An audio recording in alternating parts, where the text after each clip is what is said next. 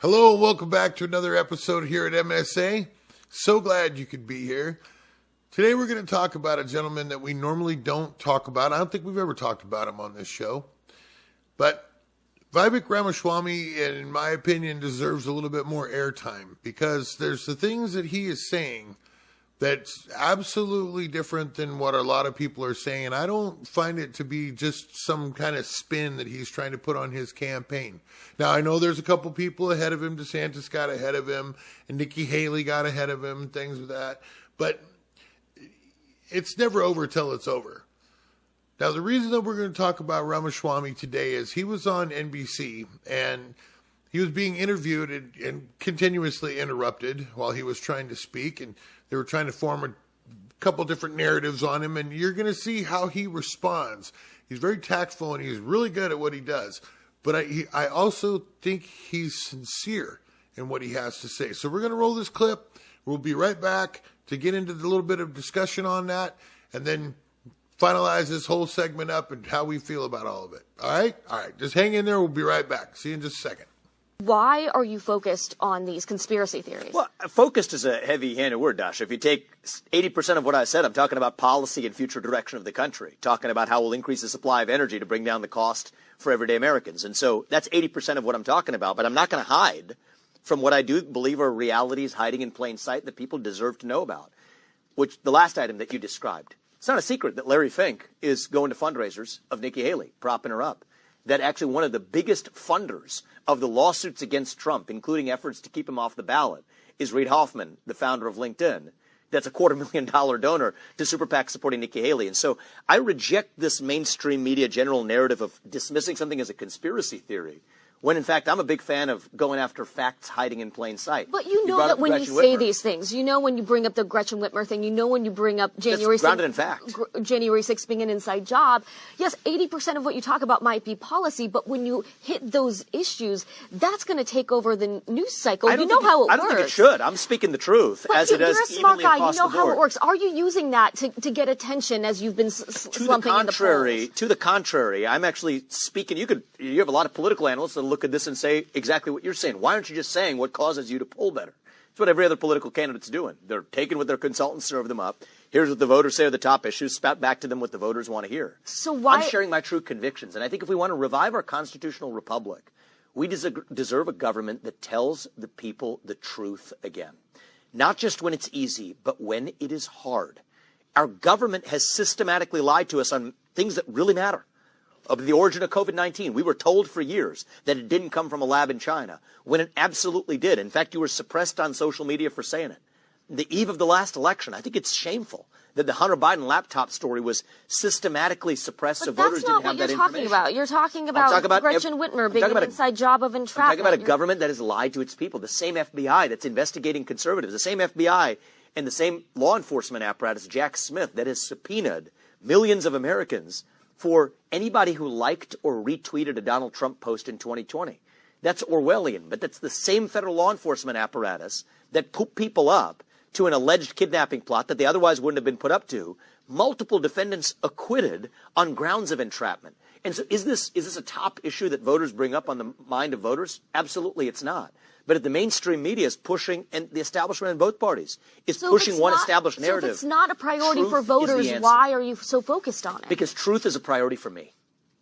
That's the answer. Truth is the priority for this campaign. And I don't need to be speaking to what every other professional politician is spouting off. We need to speak the hard truths that other candidates are unwilling to touch. And even though that doesn't poll necessarily on what NBC or the Des Moines Register or another media outlet is going to ask voters what are the top issues on their mind.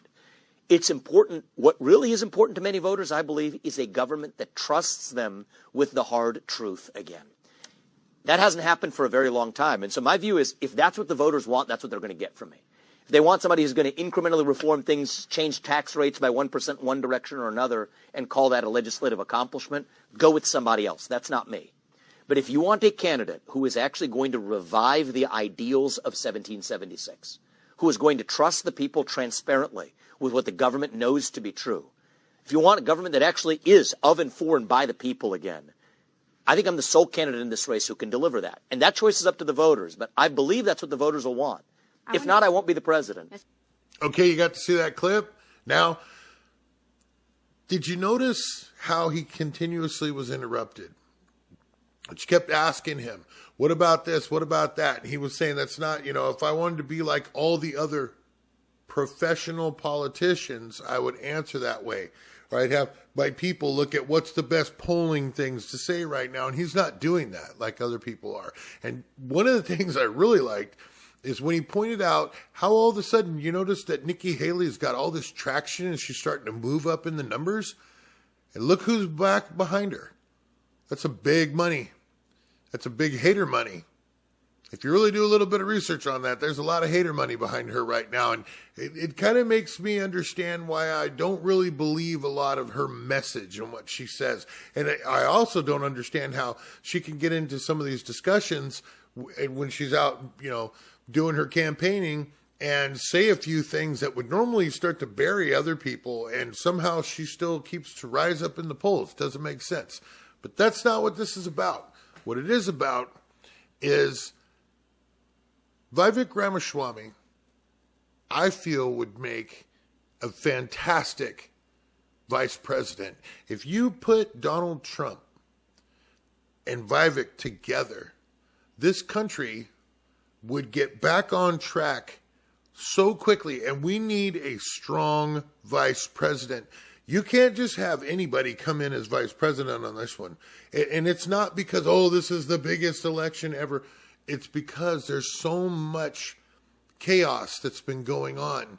In order to straighten this out, you've got to have people that are on their game. You have to have people that don't have a political agenda. And one of the things that I really liked when he was asked the question about why do you feel that this is important for the Iowa voters? And he says, my campaign is about the truth. Why is he doing all this? He's not trying to name drop people and organizations so he can get ahead in the polls. He's letting us know that he's not all about lying or cover-ups. He wants to go back to 1776 style where the government's transparent and people were able to understand what's going on and not get lied to.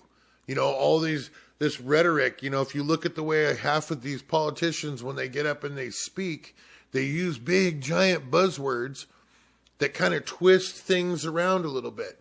So anyway, we're not going to get up on a soapbox on that. I'm just saying I have a feeling that Vivek's going to go into and I have a feeling he's going to probably get pulled into a vice president role. But what do you think? Put it in the comments. When you got big people running like Donald Trump, love Vivek or anybody else out there, but I don't see anybody else taking this presidential campaign other than Trump. Now, if Trump wasn't in it and you had RFK Jr. in there with Vivek running in there, with the way the two of those two talk, my gosh, it would be a tough battle. It really would, because I don't see DeSantis. That's a politician of politicians right there. And Nikki Haley, I'm sorry, sister, but you just don't have it. I don't see you. I know what you're trying to do, but it's not working. It's just not working. So anyway, put it in the comments. Tell us what you think. Like, share, and subscribe. We got to get the message out there. We're trying to grow. We need your help. Like, share, and subscribe. We really appreciate it. Now, wherever it is, whatever time, whatever part of the day you're at, we hope you're having a great one. And we love each and one of you and look forward to seeing you again. We got a lot more content coming out. And, of course, in true MSA style, love you. Take care.